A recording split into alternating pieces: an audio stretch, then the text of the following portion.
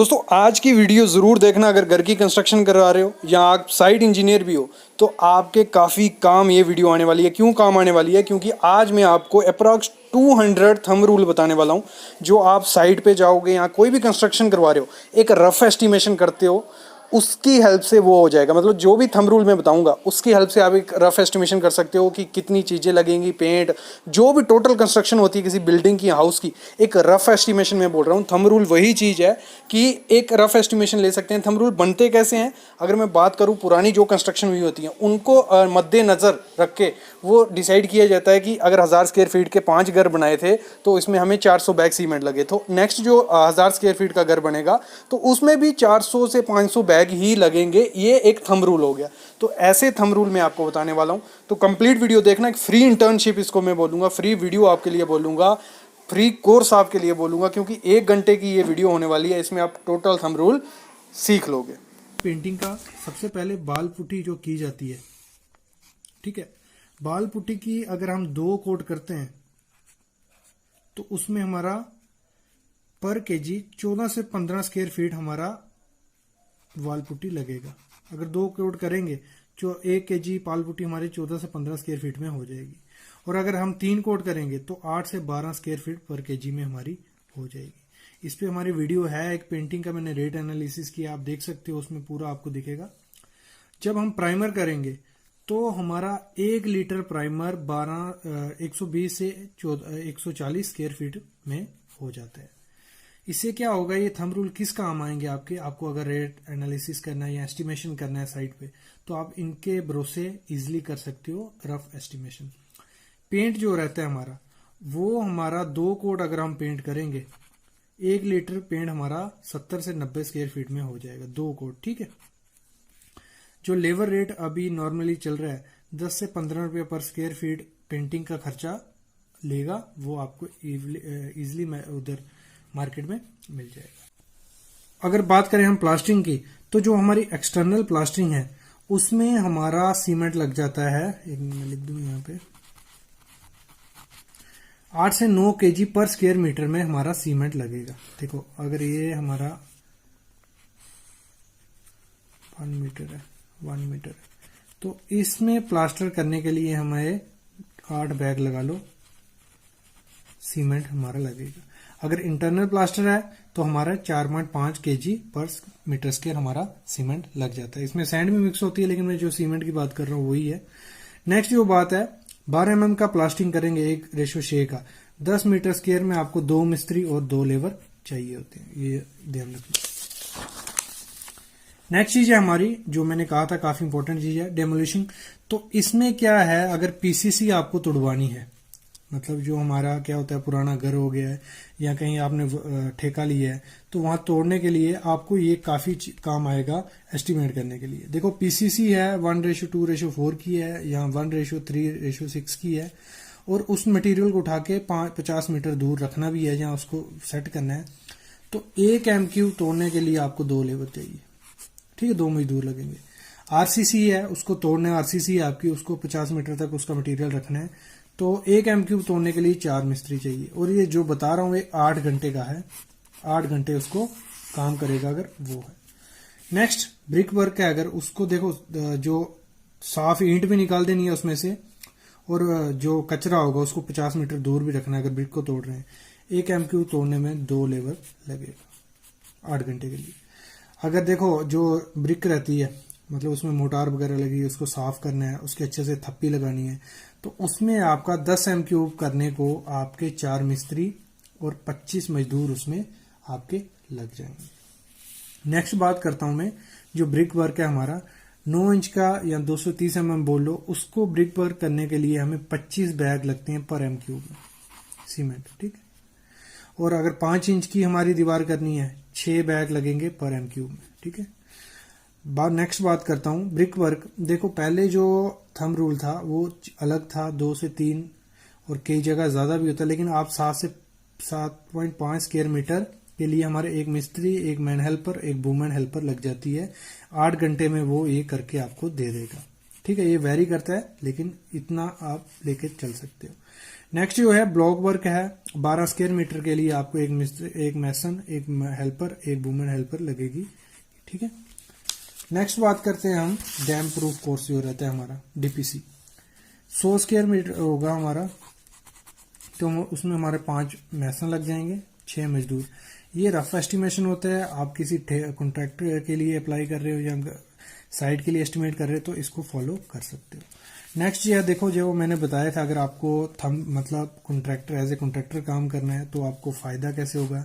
जहां आप कोई घर बना रहे हो तो 2-3 मंजिल का घर है, तो उसमें आप कैसे पैसा बचा सकते हो वो मैं बताने वाला हूँ। देखो, जब भी आप घर बनाओ एज ए कॉन्ट्रैक्टर या खुद का घर बना रहे हो तो जो फ्लोर हाइट है वो मिनिमम रखनी है, मतलब 2.9 मीटर रख लो, ठीक है। तो इसमें क्या होगा, एक तो आपको नेक्स्ट जो स्टोरी होगा उसमें सामान चढ़ाना इजीली होगा, स्टेयर का साइज छोटा हो जाएगा, और भी काफी चीजें वेरी करेंगी। अगर दीवार छोटी हो जाएगी तो काफी सस्ता पड़ सकता है। फ्लोर टू फ्लोर अगर हाइट कम करते हैं तो काफी मतलब 50,000 रुपए का खर्चा आपका बच जाएगा अगर आपका डिप्लेक्स हाउस है, ये ध्यान रखना, ठीक है। नेक्स्ट जो है वो है, देखो जो फॉर्म वर्क आप यूज करते हो, अगर आप कॉन्ट्रैक्टर हो, ऐसी फॉर्म वर्क बनानी है जैसे हमारी एमएस की हो गई, माइल्ड स्टील की शटरिंग होगी, कॉलम का जो फ्रेम फॉर्म वर्क होगा वो एमएस का बना लो, जहाँ जो हमारा बॉटम रहता है बीम का वो बना लो, जहाँ जो हमारी प्लेट आएंगी स्लैब के लिए वो आपको हमेशा एमएस की रखनी है एज ए कॉन्ट्रैक्टर। और देखो, अगर आप घर बना रहे हो, डुप्लेक्स बना रहे हो, मतलब जो फॉर्म वर्क नीचे यूज किए शटरिंग मटेरियल वही ऊपर करो, उससे आपका खर्चा बचेगा। नेक्स्ट है यूज स्टैंडर्ड साइज कॉलम। देखो, अगर आप घर बना रहे हो जहां आप अभी कॉन्ट्रैक्टर के लिए सोच रहे हो तो एक साइज का कॉलम का रखना है हमेशा, मतलब जो हमारे स्क्वायर कॉलम होते हैं या रेक्टेंगल कॉलम, एक कॉलम पकड़ के चलना है। उससे क्या होगा, एक तो आपका जो फॉर्म वर्क मतलब जो शटरिंग होगा वो उसका खर्चा बचेगा, एक ही साइज रहेगा, और उसको आप रेपिडली घुमा सकते हो, मतलब एक कॉलम की या दूसरे में लगा दोगे, ऐसे ऐसे करके वो आपका खर्चा बचेगा और आपकी ज्यादा फॉर्म वर्क भी उसमें यूज नहीं होगी। नेक्स्ट देखो, जो बीम बॉटम रहता है, बीम की डेप्थ जो उसकी लटक रहेगी वो सेम रखो हर एक के लिए, क्योंकि ये साइड आपकी वही हर जगह लग जाएगी, तो उसमें आपको ना बनाने का खर्चा पड़ेगा, ऐसे भी आपका खर्चा बचेगा। और जो बीम बॉटम होगा, अगर एक ही बीम बॉटम आपने रखा है तो पूरे में आपका वही बीम बॉटम लग जाएगा, इसमें शटरिंग का खर्चा बचेगा और आपका इसमें मुनाफा होगा। नेक्स्ट जो चीज है, बेसिक चीजें बता रहा हूं लेकिन ये आपके माइंड में रहेंगी तो आपको तुरंत कर सकते हो। यूज हाइट स्ट्रेंथ कंक्रीट इन कॉलम। देखो, अच्छी स्ट्रेंथ का कंक्रीट यूज करोगे M30 तो उसमें आपका कॉलम का साइज भी छोटा हो जाएगा, उसमें आपका स्टील भी कम लगेगा, तो ये चीजें बचती हैं। अगर कॉलम का साइज छोटा हो गया तो उसमें फॉर्म वर्क का खर्चा बचेगा और ऐसे भी कंक्रीट का खर्चा बचेगा। स्टील में अगर कम लगा तो उसमें आपका जो लेबर कॉस्ट जानी थी ज्यादा स्टील लगाने में वो भी बचेगी, तो ये चीज ध्यान रखनी है। और ऐसे भी आपको कॉलम में हमेशा M30 कंक्रीट यूज करना है। नेक्स्ट जो चीज है, use high early strength concrete. देखो, high early strength concrete use करोगे अगर आप, तो उसमें क्या होगा, आपका शटरिंग का खर्चा बचेगा, मतलब जैसे ही वो कंक्रीट किया तो आप दूसरे या तीसरे दिन जैसे उसका टाइम पीरियड होगा उससे पहले वो शटरिंग खोल सकते हो और वो शटरिंग का खर्चा आपका बच जाएगा। वही शटरिंग आप आगे यूज कर सकते हो, अगर आप घर बना रहे हो तो उसी शटरिंग को वापिस करके अपना पैसा बचा सकते हो। बाकी नेक्स्ट चीज है, यूज लोकली अवेलेबल मटेरियल। जो मतलब लोकल आपको मटेरियल मिलता है वही हमेरा कंस्ट्रक्शन में यूज करना है। अगर आप कॉन्ट्रैक्टर भी हो जहां अभी घर बना रहे हो तो हमेशा अपना लोकल मटेरियल यूज करो, अच्छी क्वालिटी उसमें भी आप चेक कर सकते हो खुद से भी, और ऐसे भी आपको उसके टेस्ट सर्टिफिकेट्स होते हैं या ऐसे देखने से पता चल जाएगा कि मटेरियल अच्छा है या नहीं। नेक्स्ट चीज जो है, टाइल वर्क जो हम करते हैं उसमें हम सेरेमिक टाइल लगाएंगे अगर, तो उसमें हमारे 0.28 बैग पर स्क्वायर मीटर लगता है। अगर हम विट्रीफाइड टाइल फ्लोरिंग कर रहे हैं तो उसमें 0.28 बैग पर स्क्वायर मीटर लगता है। अगर डेडो कर रहे हैं, मतलब ये वॉल कर रहे हैं बाथरूम वगैरह की, उसमें हमारा 0.27 बैग पर स्क्वायर मीटर लगता है। मार्बल फ्लोरिंग हो गया तो मार्बल फ्लोरिंग में हमारा 0.3 बैग पर स्क्वायर मीटर हमारा लगता है। Total thumb rules in construction, मतलब कंस्ट्रक्शन में जो थंब रूल होते हैं वो किस हिसाब से होते हैं, मतलब थंब रूल क्या है ये मैं बताऊंगा आपको नेक्स्ट वीडियो में भी, लेकिन थंब रूल इधर एक एग्जांपल लेके बता दूंगी क्या है। अगर कोई घर बन रहा है, ठीक है, हाउस, तो उसमें लगा लो 3 घर बन रहे हैं। एक घर में सीमेंट लगा मतलब 560 बैग, 1000 स्क्वायर फीट का अगर घर है, मतलब तीनों 1000 स्क्वायर फीट के घर है। एक में लगा 560 बैग लगे सीमेंट के, दूसरे में लगे 548 बैग, और तीसरे में लगे 601 बैग। ठीक है, ये 3 घर में सीमेंट बैग लगे। तो इसका थंब रूल हम कैसे बनाते हैं, मतलब ये हम क्या करेंगे, प्लस 458 प्लस 601 डिवाइड बाय 3। मतलब जो इसको करके मतलब डिवाइड करके वैल्यू आएगी लगभग कितनी आएगी आपकी 500, मतलब इतनी लगभग इतनी वैल्यू आएगी। ये हमारा थंब रूल बनेगा। मतलब कहने का मतलब ये है कि मतलब 3 घर को हम नोटिस करेंगे कि हमारा 1000 स्क्वायर फीट का घर है तो मतलब सेम ही आ रहा होगा। तो जितने में मतलब वो वैल्यू आएगी वो हमारी थंब रूल बन जाएगी अगले काम के लिए। और थंब रूल इतना मतलब एस्टिमेटिंग में कोई डिफरेंट नहीं लाता है, थोड़ा ही फर्क पड़ेगा, एक दो नंबर का ज्यादा फर्क नहीं पड़ता है। ठीक है, तो आज के थंब रूल में मैं क्या क्या बताऊंगा, लेबर प्रोडक्टिविटी मतलब किस काम के लिए कितनी लेबर चाहिए, कितने टाइम के लिए चाहिए और कितनी लेबर चाहिए वो मैं बताऊंगा। ठीक है, दूसरा आ गया कोफिशिएंट पेंटिंग, मतलब पेंटिंग के लिए कोफिशिएंट होगा कि पॉइंट जो भी मैं आगे बताता हूँ कोफिशिएंट क्या है, उसमें क्या करेंगे कोफिशिएंट से हम एरिया यहाँ को मल्टीप्लाई करेंगे तो आपको इजीली पता चल जाएगा कितना पैसा लगेगा, कितनी लेबर लगेगी। तीसरा हमारा सीमेंट रिक्वायरमेंट, मतलब जैसे हमारा होता है मिक्स डिजाइन 30 20 20, उन सब के लिए मैंने अलग अलग मैंने दे दिया कि इतना सीमेंट हमारे थंब रूल के हिसाब से लगेगा, M10 होगा, M15 होगा, 20 होगा, उसके हिसाब से लगेगा। और फिर है हमारा शटरिंग, स्टील, फ्लोरिंग एक्स्ट्रा, मतलब इनके बारे में सब बताया मैं, शटरिंग में क्या कितना क्या थंब रूल रहता है, स्टील में क्या है, फ्लोरिंग में क्या है, सबका। ठीक है, तो फ्रेंड्स चैनल को सब्सक्राइब करो, शेयर करो, बेल आइकन को दबा के नेक्स्ट वीडियो का अपडेट पाओ। ठीक है, तो अभी हम स्टार्ट करते हैं हमारी वीडियो। तो सबसे पहले मैंने लिया ब्रिक वर्क। ठीक है, तो ब्रिक वर्क में हमारा कितने हमें लेबर चाहिए, मतलब हमारी क्वांटिटी अगर 200 M3, ये मैंने वीडियोस डाल चुका हूं लेकिन इसमें मैं टोटल थंब रूल जो है वो बताऊंगा। तो हमारा एक मैसन और एक लेबर मिलके एक दिन में कितना खत्म करता है, कितना MQ, 1.25 MQ वो काम कर लेता है। अगर आपके पास 200 क्वांटिटी पता है तो आप डिवाइड करके सीधा इजीली निकाल सकते हो कि इससे हमारा इतने दिन अभी जो 200 MQ है इतने दिन में हमारा खत्म हो जाएगा, और इजीली आप लेबर कॉस्ट ऐड करके निकाल सकते हो। ठीक है, ये जो लिया है ना 8 आवर के लिए है। ठीक है, 8 आवर के लिए काम करेंगे तो एक मैसन की लेबर कितना ब्रिक वर्क कर लेंगे, 1.25 MQ। ठीक है, और वॉल प्लास्टरिंग, अगर वॉल को प्लास्टर करना है तो कितना चाहिए, एक मैसन और एक लेबर कितना स्क्वायर मीटर वो काम कर लेते हैं, 10 स्क्वायर मीटर वो प्लास्टर कर लेते हैं अगर एक मैसन और लेबर होंगे। ठीक है, तो क्वांटिटी होगी उसको डिवाइड करेंगे, आप इजीली पता चल जाएगा कितने दिन में। अगर आपका 1000 स्क्वायर मीटर प्लास्टर है तो करोगे 10 से डिवाइड करोगे तो 100, मतलब 100 दिन में एक मैसन और लेबर होगा वो कंप्लीट कर लेगा। अगर आपको मतलब वो जब काम जल्दी खत्म करना है तो आप मतलब 2 मैसन कर दोगे तो वो 50 दिन में हो जाएगा, 3 कर दोगे तो आपका 25 दिन में वैसे हो जाएगा। ठीक है, तीसरा आ गया सीलिंग प्लास्टर, मतलब सीलिंग का प्लास्टर करना होगा तो जो छत का मतलब नीचे रूफ का रहता है उसमें कितना लगता है, एक मैसन और एक लेबर कितना 8 स्क्वायर मीटर एक दिन में खत्म कर देते हैं। ठीक है, ये भी क्लियर हो गया आपको। अगर एक्सटर्नल प्लास्ट मतलब जो प्लास्टरिंग है, मतलब घर के जो बाहर में रहते हैं क्योंकि हाइट पे रहता है, थोड़ा रिस्की काम रहता है, तो उसमें कितना एक मैसन और एक लेबर एक दिन में कितना खत्म कर देते हैं, 8 स्क्वायर मीटर। ठीक है, दोनों मतलब दोनों में सेम टाइम लगता है। तीसरा आ गया हमारा कारपेंटर, एक स्किल्ड कारपेंटर और उसका हेल्पर दोनों मिलके एक दिन में कितना काम कर सकते हैं, 4 स्क्वायर मीटर, मतलब 4 स्क्वायर मीटर एक दिन में काम कर लेंगे वो। अगर आपका 20 स्क्वायर मीटर है तो डिवाइड कर लो, आपको इजीली वैसे ही सेम इंटरपोलेशन करनी है और इजीली आप निकाल दोगे। बार वेंडर जो रहता है हमारा, एक स्किल्ड और एक अनस्किल्ड जो रहेगा, दिन में कितना काम कर लेगा, कटिंग बाइंडिंग वो 20 kg वो काम बाइंडिंग करके कंप्लीट कर सकता है, उसकी ये थंब रूल है उसमें। और जो टाइल वर्क रहेगा हमारा उसमें कितना काम निकाल देगा, एक मैसन और लेबर एक दिन में 10 स्क्वायर मीटर, मतलब 10 स्क्वायर मीटर एक दिन में मैसन और लेबर टाइल वर्क कर देगा। ये हो गया। अभी आ जाओ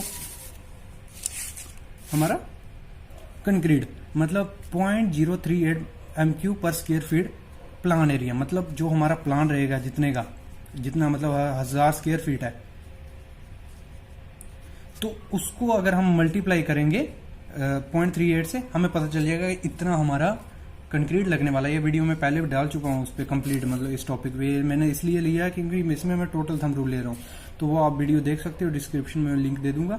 तो इसमें क्या, मैं सीधा बता देता हूँ, इस वैल्यू कांस्टेंट कोफिशिएंट को आप एरिया, अपना टोटल एरिया होगा उससे मल्टीप्लाई करोगे, आपको मिल जाएगा कि आपको कितना कंक्रीट उसमें लगने वाला है। ये इंटरव्यू में क्वेश्चन पूछा जाता है ये वाला।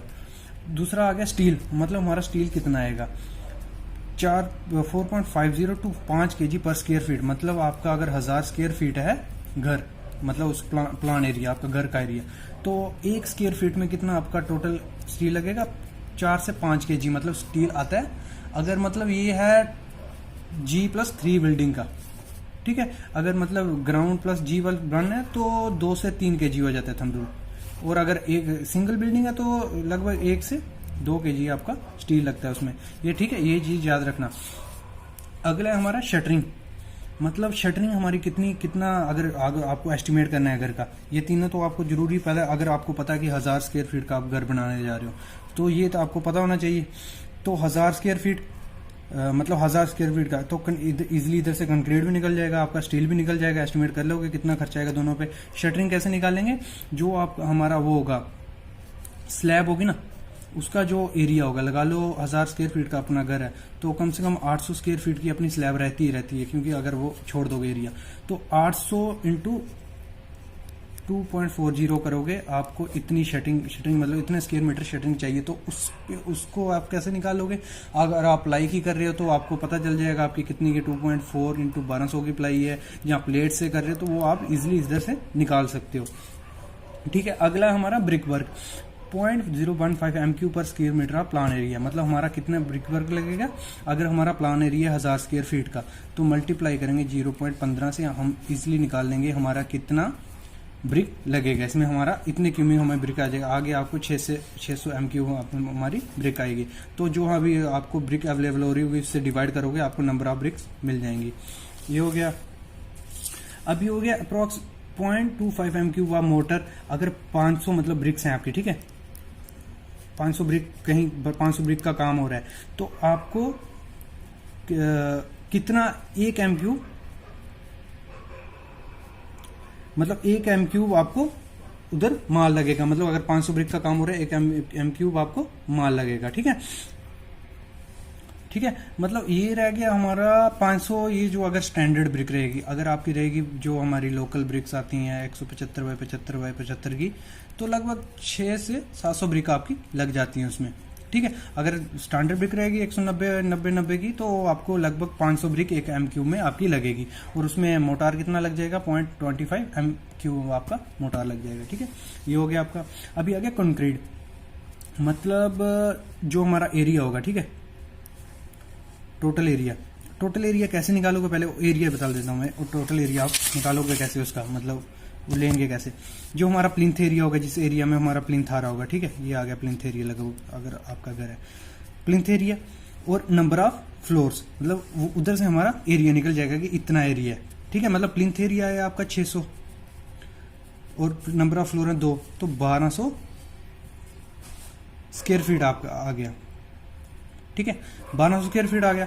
तो आपका कितना कंक्रीट लगेगा कमर्शियल बिल्डिंग के, वो कैसे लगेगा, 0.5 इंटू आपका 1200, तो आपको पता चल जाएगा हमारा इतना कंक्रीट कमर्शियल बिल्डिंग के लिए लगेगा।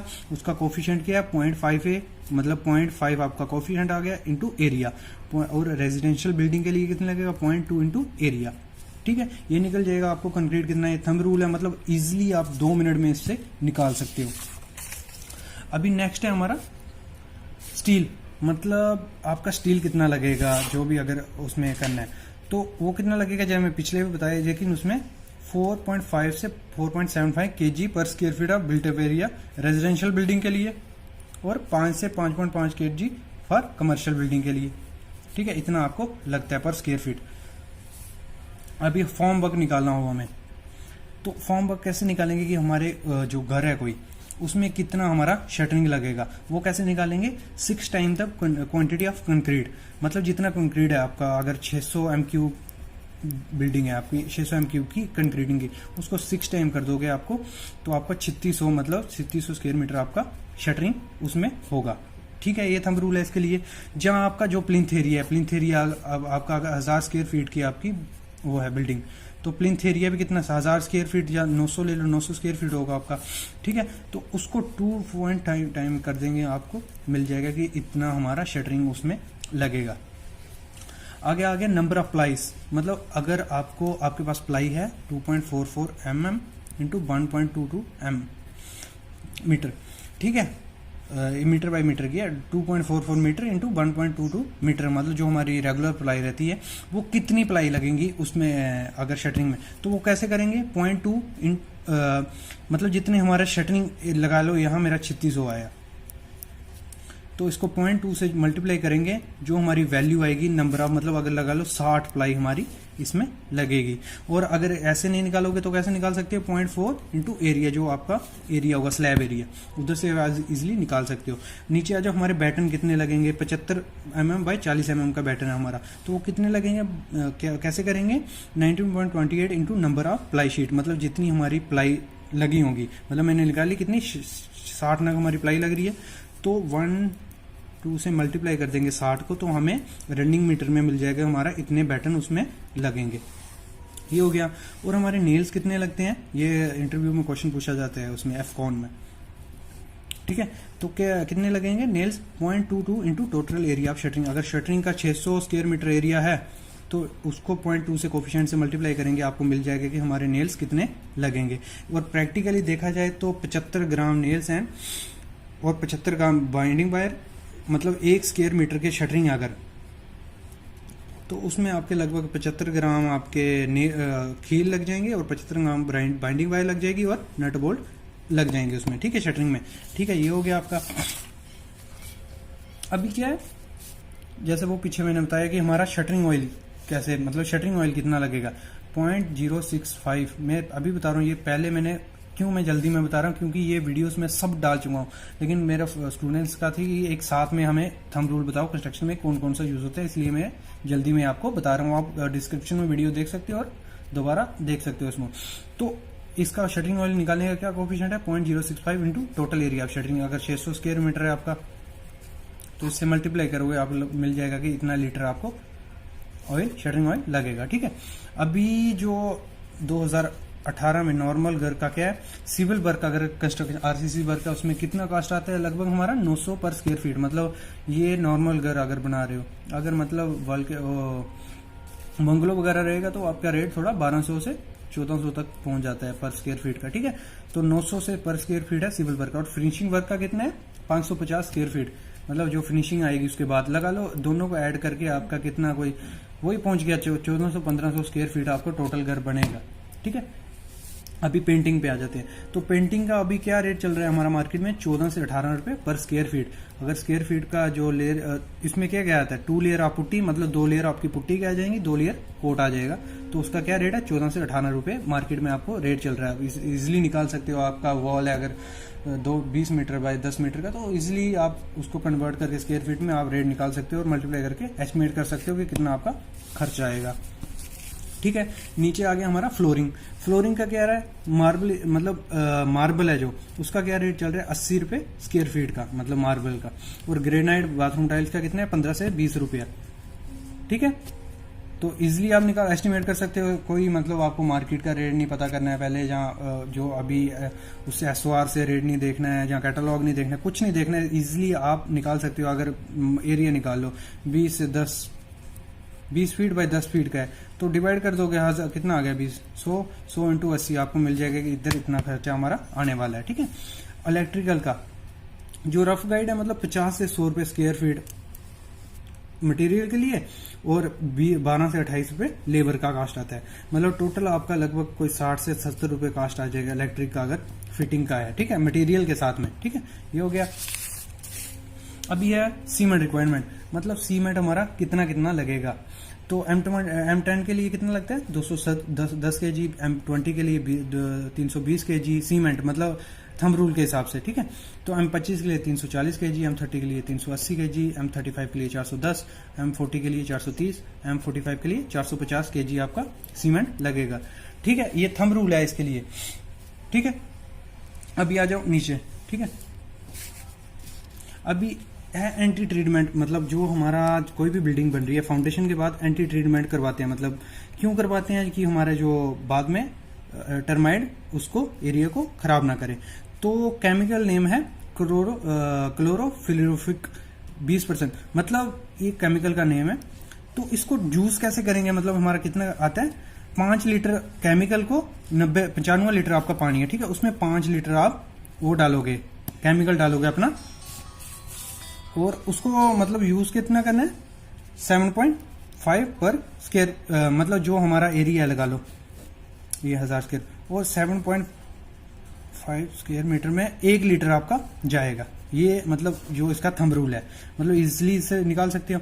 और जो हमने यूज करना है उसको मतलब कितना होना चाहिए, डाया मतलब 1 इंच का 25 mm का हमारा होल होना चाहिए, और कितना 1 फुट गहरा 300 mm हमारा गहरा होना चाहिए। तो इतना आपको 7.5 स्क्वायर मीटर पे 1 लीटर आपका जाता है, ठीक है। दूसरा आ गया वाटर प्रूफिंग फॉर वॉल, मतलब वाटर प्रूफिंग के लिए कितना सीमेंट बैग लगता है 0.23 बैग्स पर स्क्वायर मीटर, ये याद रखना। और वाटर प्रूफिंग अगर बालकनी या टॉयलेट है उधर कितना जाता है 0.65 बैग पर स्क्वायर मीटर जाता है हमारा। और अगर संक स्लैब है तो उधर हमारा वाटर प्रूफिंग के लिए कितने सीमेंट बैग लगते हैं 0.23 बैग पर स्क्वायर मीटर, ये है। अगर टाइलिंग है, फ्लोरिंग है, उधर कितने बैग लगते हैं हमारे 0.28 बैग पर स्क्वायर मीटर, ये इंटरव्यू क्वेश्चन है, ये भी, ये वाला भी, ठीक है। ये हो गया, वीडियो थोड़ी लंबी बन गई है।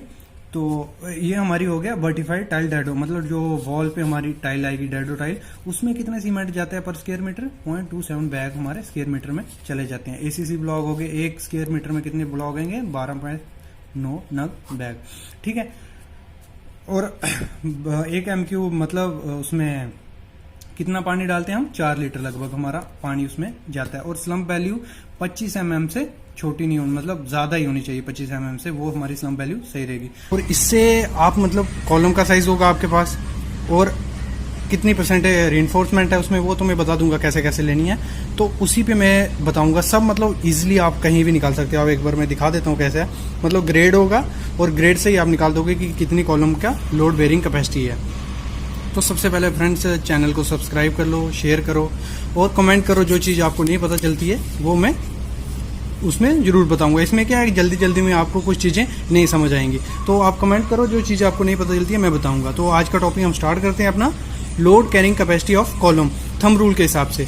तो ये किस चीज़ पे डिपेंड है, column size for various mix and steel, मतलब किस किस पे है। एक मिक्स डिजाइन आपका M15 अगर आप कंक्रीट यूज करोगे तो कॉलम की कितनी स्ट्रेंथ होगी, अगर M20 करोगे, M25 करोगे, 40 करोगे तो उसकी कितनी स्ट्रेंथ होगी लोड बेयरिंग कैपेसिटी, वो आज मैं बताऊंगा।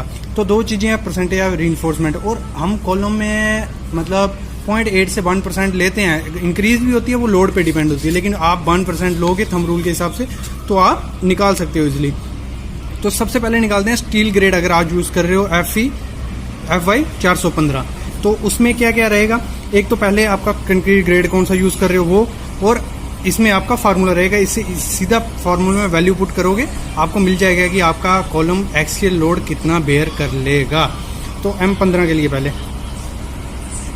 तो इसमें क्या है, P आपका आ गया, मतलब जो लोड निकालना है कॉलम को बेयरिंग कैपेसिटी निकलेगी, उसकी कांस्टेंट वैल्यू क्या लेनी है थंब रूल में 2.7205, और P कितना क्या है हमारा रीइंफोर्समेंट जो मैंने बताया, ये आपने हमेशा 1 रखना है, मतलब 1% ही ले रहे हो, लगभग 1% ही होती है। ये नीचे मैं एक बार दिखा देता हूँ P क्या अपना स्टील परसेंटेज जो आपको 1 लेनी है। दूसरा है हमारा कांस्टेंट वैल्यू 6, अगर M15 है तो फिर क्या है हमारा B और D, और B क्या है हमारा ब्रेड्थ ऑफ कॉलम, मतलब जो ब्रेड्थ होगी ना आपकी कॉलम की वो ले लेनी है, और D हो गया डेप्थ, और जो वैल्यूज लेनी है आपने सब कितने में लेनी है mm में, मीटर में कोई वैल्यू नहीं लेनी है क्योंकि ये आपका mm में आएगी वैल्यू।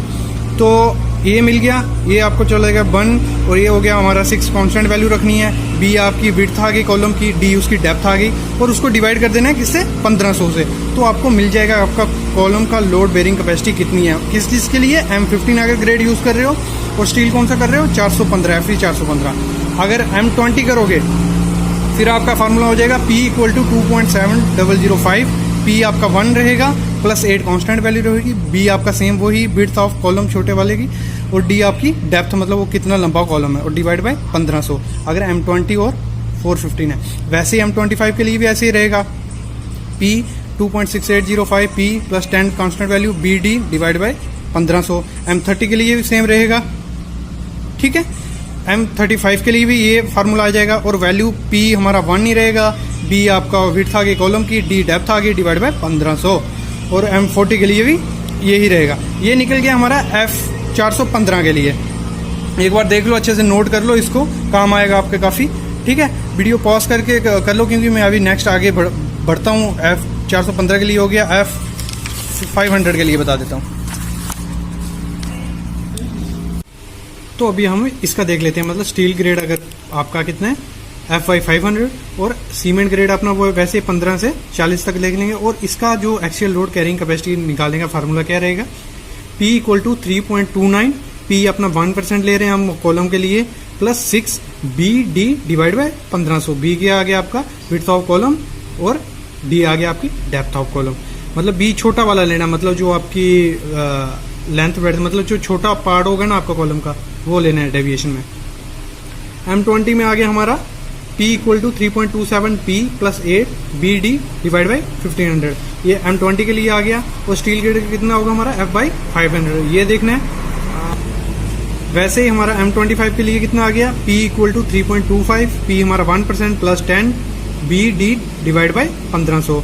M30 के लिए भी सेम रहेगा ऐसे 3.23, P 1 आ गया प्लस 12 B आपका आ गया कॉलम का। मैं एग्जांपल दे दूंगा लास्ट में एक छोटी सी कि कैसे करेंगे। M35 के लिए ये फार्मूला आ गया आपका, M40 के लिए ये आ गया। एक बार अगर आपको ये नोट्स में लिखना है तो एक पॉज करके वीडियो आप लिख सकते हो, ठीक है। ये आ गया F/500 और ग्रेड आ गए उनके हिसाब से। अगर स्टील ग्रेड आपका है F/550, तो इसमें क्या है आपका, मतलब जो कंक्रीट ग्रेड होगा आपने यूज किया M15, M20, M25, वैसे ही इसके लिए फार्मूला क्या रहेगा लोड कैरिंग कैपेसिटी निकालने का, वो रहेगा आपका P = 3.625 P आपका आ गया 1% क्योंकि हम कॉलम में ले रहे हैं 1%, प्लस 6 VD डिवाइड बाई 1500। मतलब सेम फार्मूला आपका सबके लिए रहेगा, लेकिन जो आपकी कांस्टेंट वैल्यू होंगी वो चेंज करेंगे किसके हिसाब से, एक तो स्टील ग्रेड के हिसाब से कि कौन सा यूज कर रहे हो, दूसरा आपका कंक्रीट ग्रेड। तो M25 के लिए क्या रहेगा हमारा सेम P = 3. मतलब मैं अभी सेम फार्मूला रहेगा, मैं बताऊंगा नहीं, आप वीडियो पॉज करके इसको उतार लो। अभी मैं बता देता हूँ एग्जाम्पल, मतलब इसका कोई एक एग्जाम्पल दिखा देता हूँ कि करना क्या है आपको, ठीक है। अगर आपका कॉलम है कोई 300 बाई 300 का और उसकी हाइट है, स्टैंडर्ड हाइट ले लेते हैं 3 मीटर, ठीक है। तो इस आपको चाहिए क्या क्या आपको, मतलब मैं निकालता हूँ। अगर हम यूज़ करें M25 और फार्मूला क्या है, अगर उस कॉलम को लोड बेरिंग कैपेसिटी कितनी है उसकी, वो कैसे निकालेंगे, P = 3.585, P हम ले रहे हैं 1% प्लस 10, B हमारा कितना है 300 और डेप्थ कितनी है उसकी 3 मीटर, मतलब इसको हम ले लेंगे mm में। ये करके उसको डिवाइड कर दो आप, तो आपको मिल जाएगा कि उस कॉलम की लोड बेरिंग कैपेसिटी कितनी है। अगर मतलब आपको कोई घर बनाना है इन फ्यूचर, मैंने एक पहले वीडियो डाली थी उसमें दिखाया था कि कॉलम कैसे, मतलब स्लैब का कॉलम पे कितना लोड आने वाला है, वो निकाल लो। फिर इस फार्मूले से निकाल लो कि वो कॉलम उस लोड को वेयर कर पाएगा, उसी हिसाब से आप वहाँ अपना स्टील ग्रेड यूज़ कर सकते हो। जहाँ कौन सा ग्रेड यूज़ करोगे वैसे उसको कॉलम की स्ट्रेंथ आपको पता चल जाएगी, ठीक है फ्रेंड्स। तो ये आज हमारा टॉपिक था कि हम एक्सियल लोड कैसे निकालते हैं, मतलब कॉलम की लोड बेरिंग कैपेसिटी कैसे निकालते हैं थंब रूल से।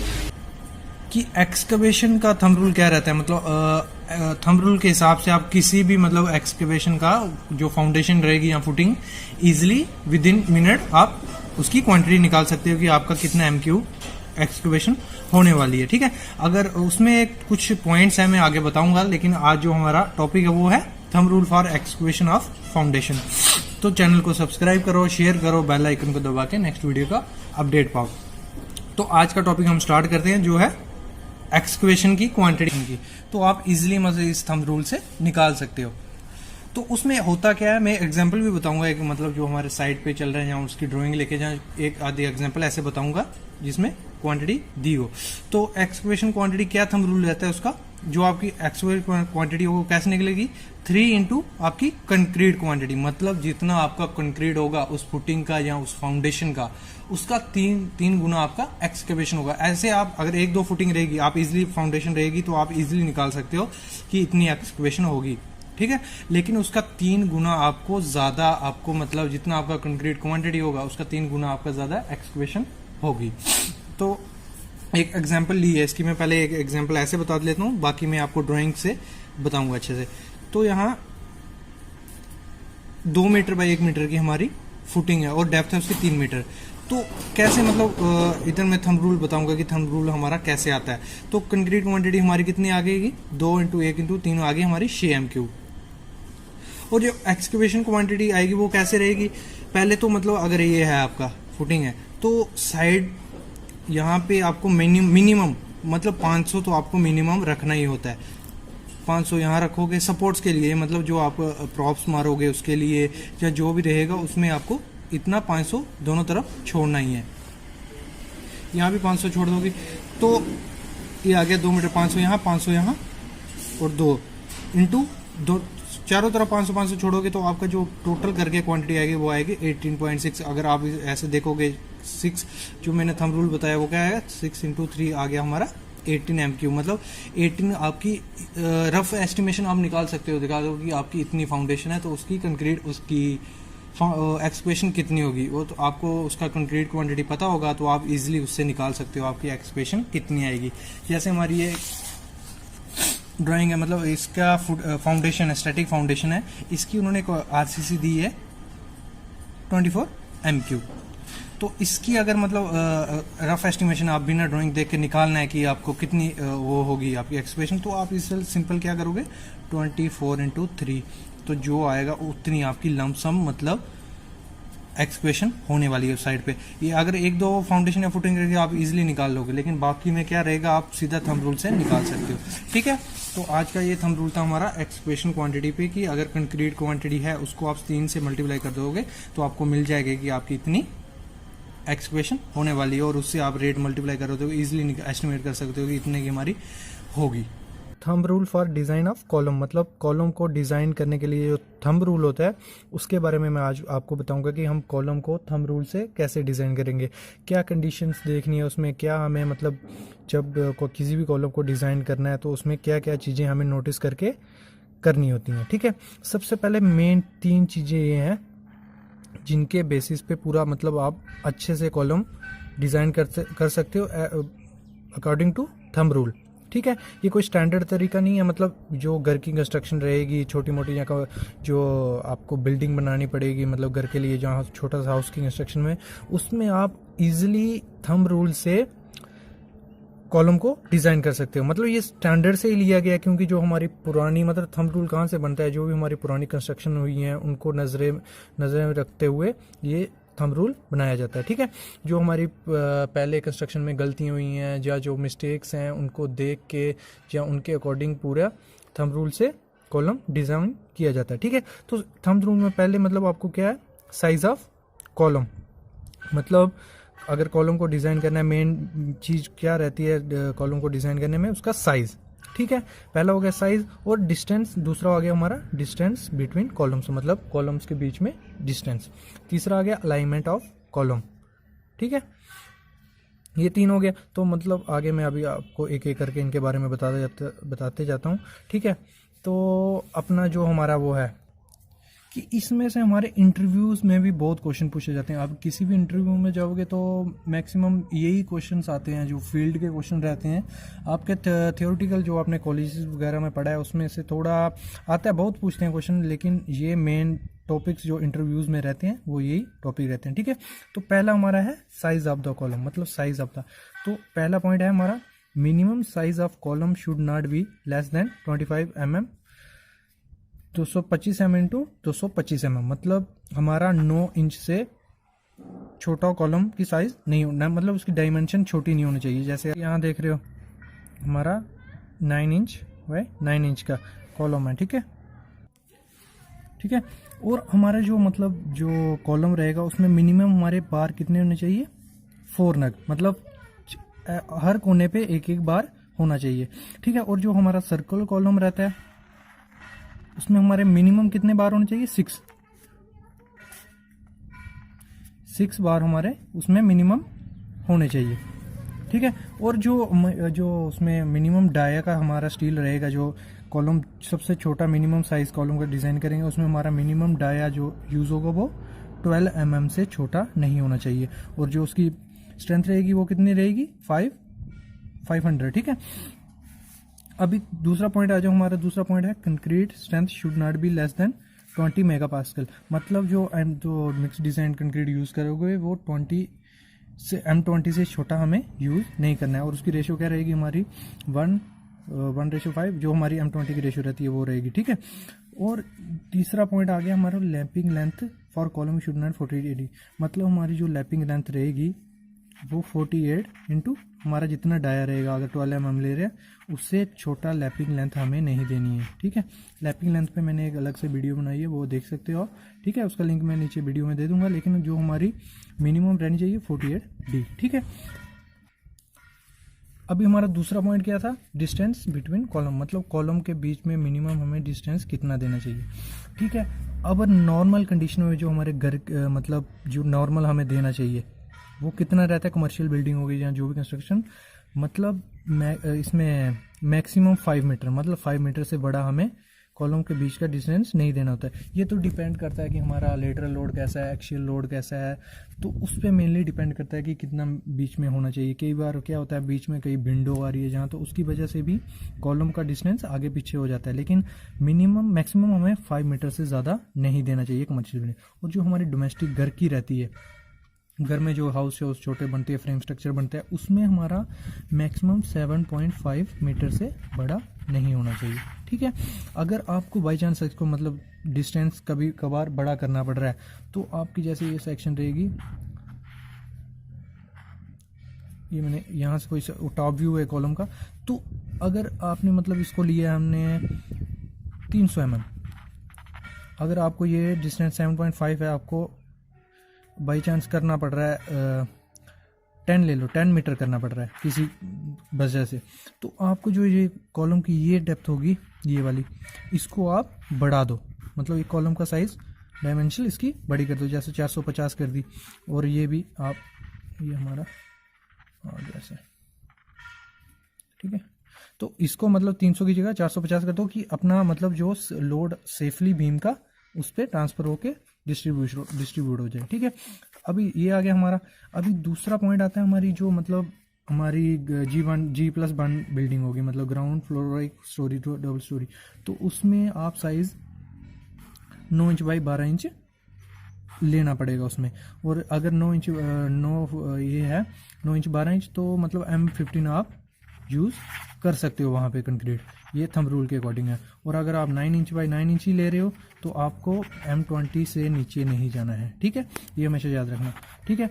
अभी आ जाओ हमारे मतलब जो थंब रूल के हिसाब से अगर आपको कॉलम का साइज़ देना है, मतलब अगर 10 स्टोरी की बिल्डिंग है या 20 स्टोरी की बिल्डिंग है या 30 स्टोरी की बिल्डिंग है, तो किस हिसाब से मतलब कॉलम का साइज़ होना चाहिए एज अकॉर्डिंग थंब रूल, ठीक है। सबसे पहले आ जाओ 10 स्टोरी की बिल्डिंग है, अगर जो 10 स्टोरी की बिल्डिंग है 1 से लेके 10 तक जो हमारा कॉलम का साइज रहेगा वो कितना रहेगा 700 बाई 700 mm, मतलब कंटिन्यूसली वही सेम साइज रहेगा एक ग्राउंड फ्लोर से टॉप फ्लोर तक। अगर 20 स्टोरी की बिल्डिंग हमारा क्या रहेगा, 1 से 7 तक हमारा जो कॉलम का साइज रहेगा वो 750 by 750 as according thumb rule, ठीक है, 750 बाई 750 रहेगा। और जब 8 से 14 तक रहेगा हमारा तो वो कितना हो जाएगा 600 बाई 16, मतलब जैसे जैसे बिल्डिंग इंक्रीज होती जाती है, मतलब हाइट में उसका अल्टीट्यूड एलिवेशन बढ़ती जाती है, तो हमारा साइज ऑफ कॉलम कम होता जाता है, ठीक है। तीसरा अगर 15 to 20 हो जाएगा जब, तो हमारा कॉलम का साइज कितना हो जाएगा 450 बाई 450। वैसे ही 30 स्टोरी की बिल्डिंग अगर, तो हम ग्राउंड फ्लोर से या ग्राउंड फ्लोर से हम कितना स्टार्ट करेंगे कॉलम का size 800 by 800 as according to thumb rule. और जब 11वीं मंजिल पे पहुंचेंगे तो हमारा कितना हो जाएगा साइज 650 बाई 650। और जब 21 से 30 तक हमारा मिनिमम कितना लेना होता है हमने 475 4, ये हमारा मिनिमम है, मतलब मैक्सिमम आप ले सकते हो अकॉर्डिंग टू लोड, वो आपको आर्किटेक्ट या ड्राइंग के हिसाब से हो सकता है, लेकिन as according to thumb rule हम ये साइज मिनिमम लेके चल सकते हैं, ठीक है फ्रेंड। तो ये मतलब सिंपल फंड है आपको, मतलब किसी भी कॉलम को डिज़ाइन करने का ये 3-4 चीज़ें याद रखनी है। और थर्ड पॉइंट था हमारा अलाइनमेंट ऑफ कॉलम। तो अलाइनमेंट में कुछ नहीं है ज़्यादा कि हमें मतलब 2 चीज़ें याद रखनी है अलाइनमेंट में, जो हम मतलब मैक्सिमम हमें रेक्टेंगुलर कॉलम के साथ ही जाना चाहिए, क्योंकि ये इजीली मतलब इनमें सेंटर टू सेंटर ग्रिड से हम लेके इजीली इसमें मतलब मिस्टेक करने के चांसेस कम हो जाते हैं। ठीक है, एक ये हो गया। और दूसरा हमारा मतलब जो भी कॉलम हमें एक पैटर्न में डिज़ाइन करने चाहिए, मतलब जिग जैग नहीं हो। इससे क्या होगा, हमारी मिस्टेक होने की चांसेस ज़्यादा हो जाएंगे। ठीक है, 3 पॉइंट है ये, मतलब इजीली आप किसी भी कॉलम को, इनको पॉइंट को मद्देनज़र डिज़ाइन कर सकते हो। ठीक है फ्रेंड, कि जो वीडियो आज होने वाली है थंब रूल पे, ऐसे आपको पीडीएफ तो काफ़ी मिल जाएंगे, लेकिन आपको प्रॉपर वे से जो एग्जीक्यूट कैसे करना है वो चीज़ है, वो मैं आपको आज बताने वाला हूँ। ये आपको थंब रूल्स काफ़ी पीडीएफ्स आती होंगी, काफ़ी आपको फ्रेंड से मिल जाएंगी, आपके पेजेस होंगे जो वहाँ से मिल जाएंगे, लेकिन इनको एग्जीक्यूट कैसे करना है, क्या चीज़, वो आपको इस वीडियो में अच्छे से पता चलेगा। तो स्टार्ट करते हैं। सबसे पहले है labour productivity thumb rule. Labour productivity क्या हो गया कि आप कोई लेबर लगाते हो, उसको लगाने के बाद वो उतना काम आउटपुट आपको दे रहा है काम करके, वो कितना होना चाहिए। अगर आपने ईंट का काम करवा रहे हो, एक मिस्त्री लगाया, 2 हेल्पर लगाए हैं, कि शाम को कितना काम मैं देखूँ कि उतना हुआ है कि नहीं हुआ है, वो होती है लेबर प्रोडक्टिविटी। और आपको अगर कोई भी मतलब एस्टिमेशन करना है, तो आप एस्टिमेट कर सकते हो कि मेरे ब्रिक वर्क होने वाला है, हमें इतनी लेबर लगेगी, उसका इतना खर्चा, वो इतना काम करके देगी, इतना खर्चा, और इतने दिन लगेंगे, उसका इतना खर्चा। तो टोटल खर्चा निकल आएगा कि आपका उस काम को कराने में कितना खर्चा आने वाला है। तो स्टार्ट करते हैं। सबसे पहले है डबल एसी ब्लॉक वर्क। जो डबल एसी ब्लॉक होते हैं, जो आपने देखा ही होगा, जैसे ब्रिक हो गई वैसे डबल एसी ब्लॉक होते हैं।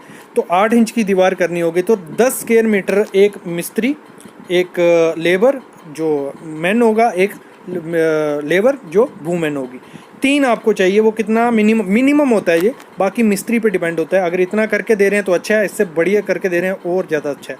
आगे बढ़ते हैं। डबल एसी ब्लॉक का अगर 4 और 6 इंच की दीवार है, तो वो 8 स्क्वायर मीटर एक मिस्त्री, 2 हेल्पर। ठीक है, अगले ब्रिक वर्क जो 1.25 स्क्वायर मीटर, एक मैसन, एक मैन मजदूर, एक वूमेन मजदूर।